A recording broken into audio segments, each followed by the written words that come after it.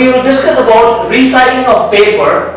So what do you mean by recycling? Definitely whatever waste can be reusable, like we discussed earlier, reusable garbage, they can be reused or recycled. Especially paper, we use paper, we throw it out. But what about the paper we throw it out? That can be very much reused. So the paper is collected and they are also processed properly and they are recycled. So paper, you would have seen notebooks which you are using nowadays like Papermate or Classmate. It will be mentioned at the back that it's a clean and green paper, it's a recycled paper. So paper is one of the most utilized substance which is recycled worldwide. Because to make paper you need to cut a lot of trees. So there's no point in cutting more trees to create more paper. What about the waste paper which we are throwing every day, which we are not even giving a second look, giving a second thought. So those paper are recycled and they are resold. So what amazing, waste management is a highly profitable business.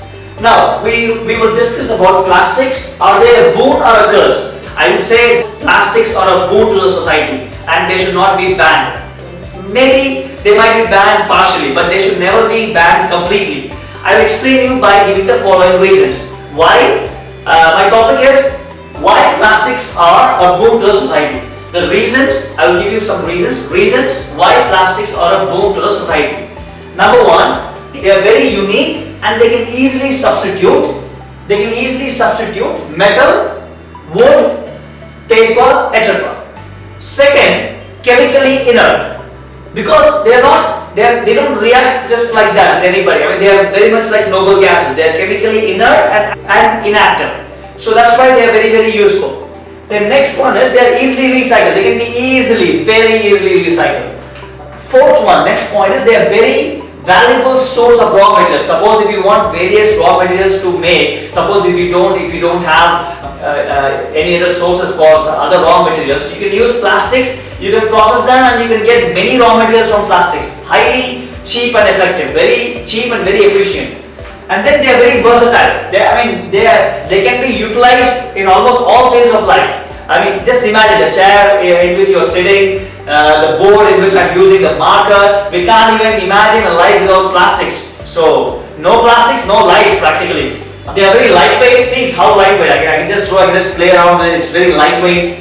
And then they are very safe. They are very economical, quite cheap, economical, affordable, and they can also be used for generating electricity. This is the best part. This is the best part which I love about plastics. One single plastic bottle, if you use it, recycle it, it can give power to a 60-watt bulb for maybe 5 to 10 hours. So plastics can also be used for generating a lot of electricity and they can be used for electric power generation. So it's an amazing feature which plastics have. So definitely I would always support plastics are a boon to the society and they should never be banned completely. Maybe they can be banned a little bit, partially in certain areas or maybe in certain conditions, but not fully. So therefore plastics are a boon to the society.